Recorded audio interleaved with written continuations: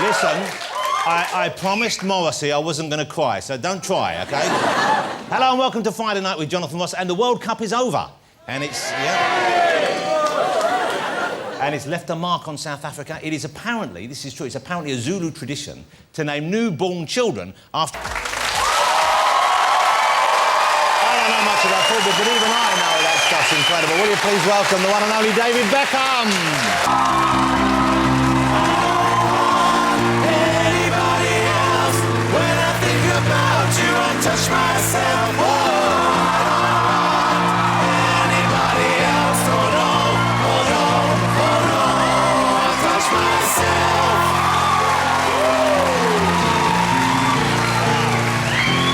Well, looking good, David. Looking good, looking so... How dapper does David look, ladies and gentlemen?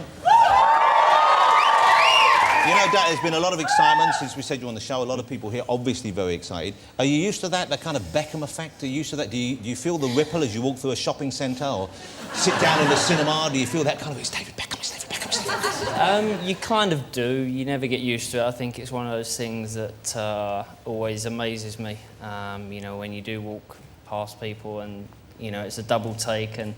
Women fall over. Yeah.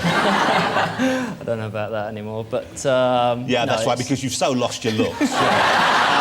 Well, you know what? Let's talk about the World Cup, shall we? Yeah. Because, you know, I'm not the biggest football fan in the world. I'm not that knowledgeable about football. I was watching. I was enjoying it very much indeed. Where did we go wrong as a team, or did we do as well as we were ever going to do you think?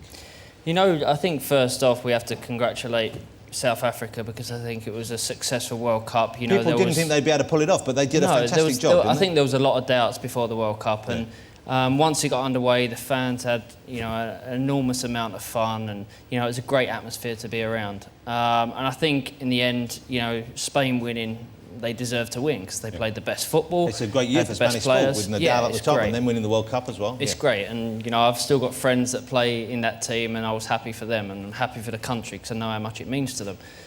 Obviously, with England, it was disappointing because I think every time we go into a big competition, you know, the expectation levels are so high, and rightly so, because we have got some of the best players in Europe. We want to win, that's fair enough, of course. Isn't it? Yeah. And our nation, you know, there's no better country in the world that comes together like we come together on a big occasion, especially World Cups. Yeah.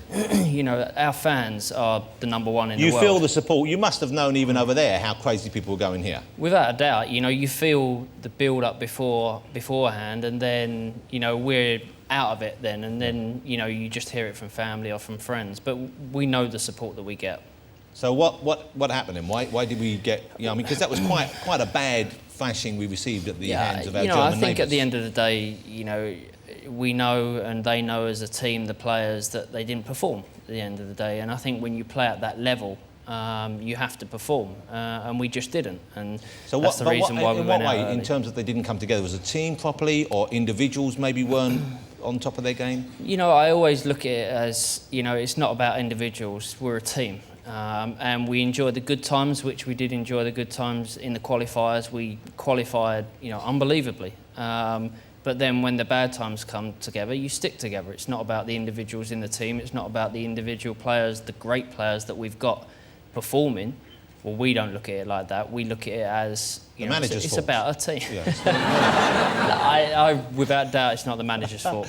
Well, let me ask you a question. This might sound like an incredibly stupid question, but Mr. Capello, his English isn't, he doesn't have the most fluent grasp of English. No. Okay, and some of the team perhaps don't speak Italian that well, I would have thought. Is that a problem? I know a lot of the people, you know, a lot of different teams have, they just get the best person for the job and the language isn't an issue, but do you think it could be an issue? I can't help but see it can't be a little bit of an issue. No, because he only speaks English to the players. But does he speak it? Can he communicate in the way that you could communicate, for example, if, for example, you decided to do the job? I think he does, because he's a manager that's renowned around the world for the way he is and the person he is and how strict he is. He's very no-nonsense, isn't he? Yeah. There's obviously afterwards, because we didn't do as well as people had hoped, people were saying he should go. He should go. I get the feeling you don't agree with that. No, and I don't think any of the players agree with that, because I think, you know, he gave us everything, he gave the team everything to go out there and perform. And, you know, the team didn't perform. It's literally down to the players, and the players know that. You know, they're honest enough. People talk about, you know, do players care? They're on a certain amount of money. You know, they like nice cars. They like going on nice holidays. Do they care about their football? Trust me, these players care about winning. Do you ever give them, if they're down in that break, the half-time thing, you ever give one of them a hug? Like if one of them looked like they were going to fight... I think I've been hugged before. Would you give them a hug? I've been hugged Who's before. hugged you in the half-time gap? It was one of the Brazilian players Did he? from Madrid. Was this was Roberto unexpected? Was this you were getting Carlos. changed and he ran out, did he? It was one of those things. Beckham! Well, that's the one. That was a friendly hug. Yeah. How nice. And did it cheer you up? Did you feel good? It made me feel happy, yeah. Made you feel... Who doesn't love a hug from a Brazilian? I love a hug. So would you give out a hug? If I felt one of the players wanted a hug. Look, imagine I'm Wayne Rooney, all right? Imagine I'm Wayne Rooney. Oh, our lad, I didn't do no goal. Right? Balderdash. I'm upset, right? Oh, I'm down in the dumps over here. So what would you say? Oh, bloody hell, I shouldn't go out again. I'd probably... David, You're a little bit bigger than Wayne, so I'd say... Oh, David. Oh, David. Is it all right? Yeah. I'll go and get a goal. Yeah. I'll get a goal. And then you get Thank you, David. By the way, you've got very hot buttocks, David. I don't know where he's meant to be from now. He's gone from the West Country. That was a lovely hug. I enjoyed that. And now there'll be lots of women just trying to get close to me for some of that second-hand Beckham action. You've been answering fans. You've been talking to fans online this week. Yeah.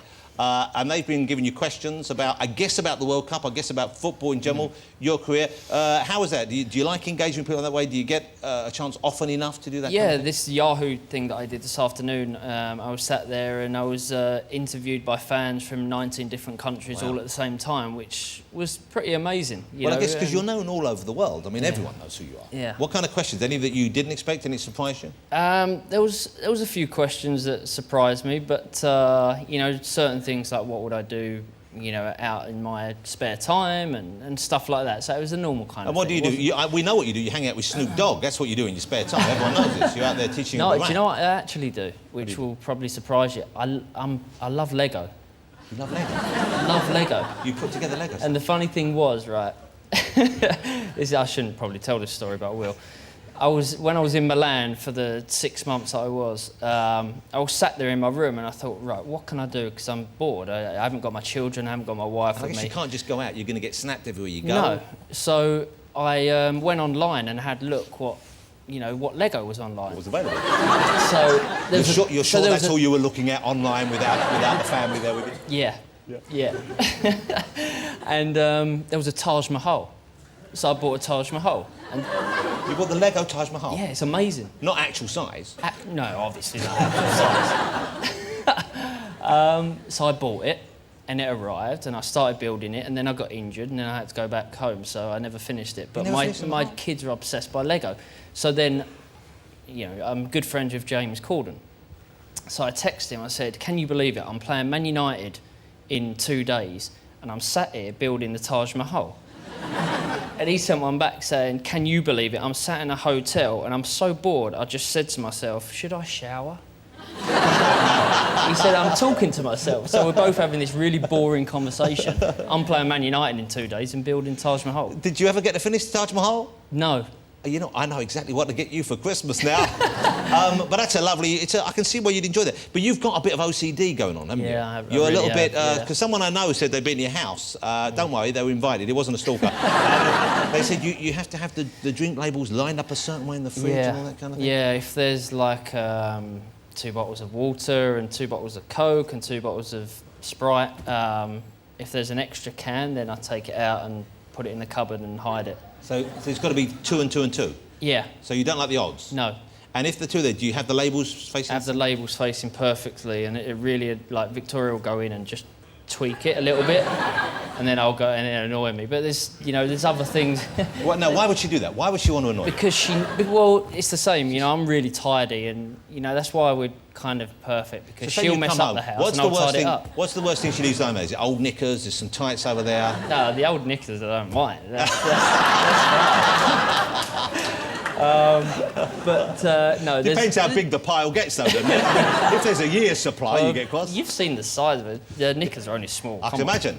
Imagine it looks like a bit of tooth floss lying on the floor, doesn't it? Does she get... Do people still call her posh much? Does she get that? I guess she gets it in the press, She's maybe. down in my phone as posh. P for posh? Yeah, she's just, you know, she'll always be posh. Oh, that's so nice.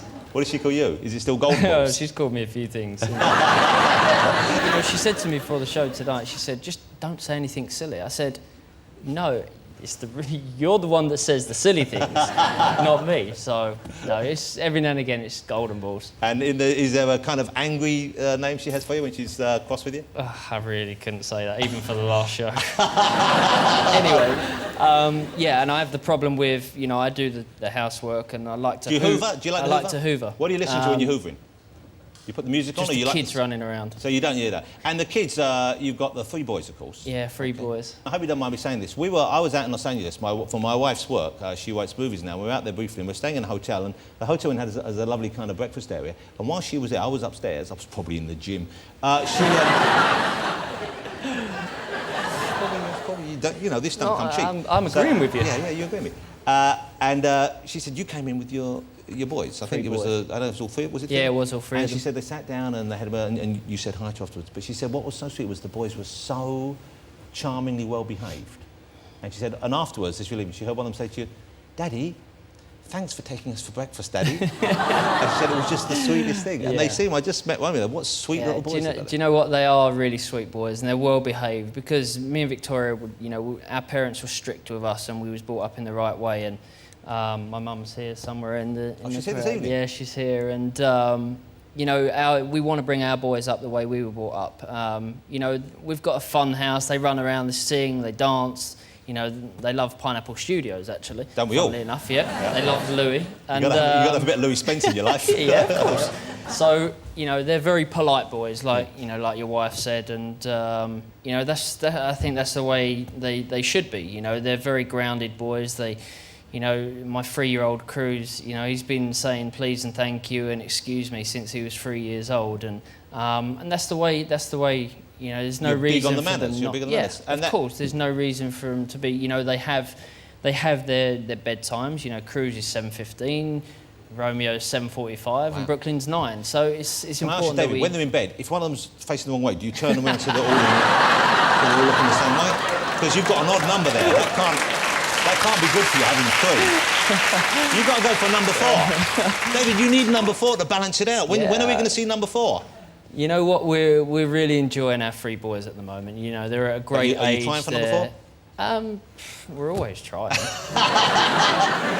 Now, here's the thing. There must be pressure on, not on them as such, but certainly people are thinking, I wonder if they're going to be footballers. I wonder if they'll have the skill their dad has, because you do have incredible skill. Do you see that in them? Is that something you would encourage? Is that something you'd be keen for them not to have to do? Because obviously the pressure's there. I would love them to go into football. At the moment, they're calling it soccer because they've got proper American accents, full American accents. Do you think the world will call it soccer before long? I'm sure, you know, if America have anything to do with it, they will, because they're such a powerful country and they believe, you know, they believe in football. Well, they did well in the World Cup, didn't they? They did pretty well. It will get bigger and you know, more, you know, it will get bigger. When are you playing again? When are you fit enough to play yet, or nearly there? I'm 4 months almost after surgery. I wasn't meant to run until 4.5 months, but I started running 10 days ago. So that's the Jackie Chan approach, right there. Yeah, might as well. If not, I'll end up in hospital. So. But it must be driving you a bit crazy, isn't it? It is just killing me. It's, you know, not playing football. It's something that I've never had to. You know, I've never had such a bad injury. I broke a bone in my foot, broke my arm and ribs, but apart from that, you know, this is the worst injury I've had.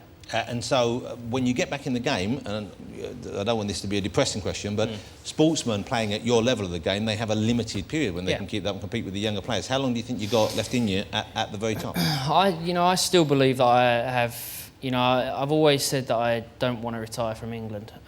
If I don't get picked again, then I don't get picked. But, you know, I want to be available. And if I have the chance to play for the country again, I've played 115 times and I want to keep playing. So if I get the chance, then I would, you know, I believe that I've still got a lot to offer for the country. Now, you recently went out to Afghanistan to visit the troops out there.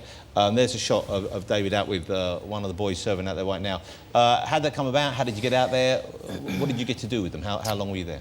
Well, obviously, since the guys have been out there, you know, I've always wanted to make that trip and wanted to go out there. But obviously, with playing and the training and the football schedule, I've never been able to. So as soon as I got the injury, I said, you know, to my manager, I said, you know, I really want to go out to Afghanistan. It's something I've wanted to do for a while, and we contacted the right people, and they said, right, we can make it happen this certain time. So. I arrived at the base, and we left at 6 o'clock in the morning, and we landed in Dubai, and then we got on the C-17, which is this huge military plane. Like a transport, yeah. Yeah, and I was on there with 140 troops, most of them, which is incredible. You know, these kids are travelling over. And they are just kids, to aren't they? fight, and they're 19, 20, 21 years old, and. You know, I was on there, and then within half an hour of landing, we have to put body armour on, helmets, and they turn all the lights off in the plane, and there's no windows in the plane. And then all of a sudden you circle over, and then you go in fast.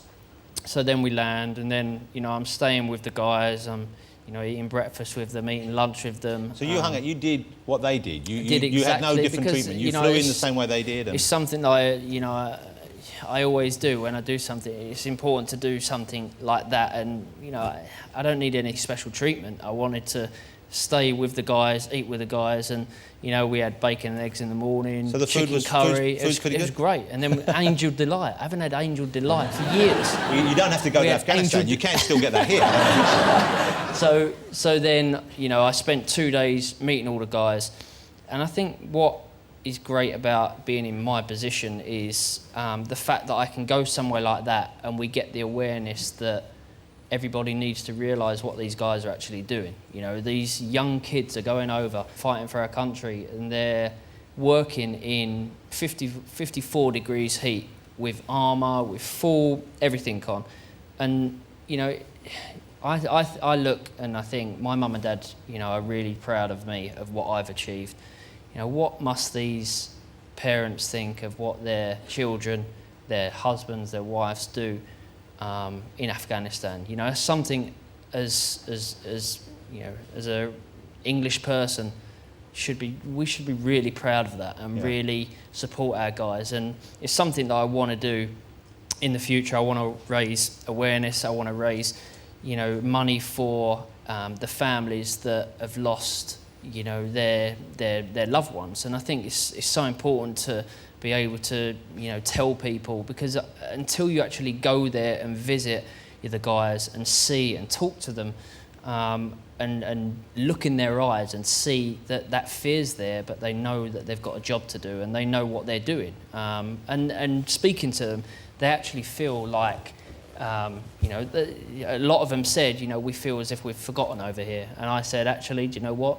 That's one thing all of you will never be forgotten, because what you're doing out here is, you know, the most amazing job I've ever witnessed. How great to have you here, David. You. Thank you for joining us. You know, I've been a fan of yours for many years, and like everyone in this country, I saw you become a star when you were a young kid, and then to see you grow into such a fine example of what a man in the limelight can be. Really, you're an exceptional person. Thank you very much. And I thank you for being here. Ladies and gentlemen, Mr. David Beckham. Are you going to stay for the music? Yeah. Okay, you sit down, we'll stay there with music. He's going to stay for the music. Okay.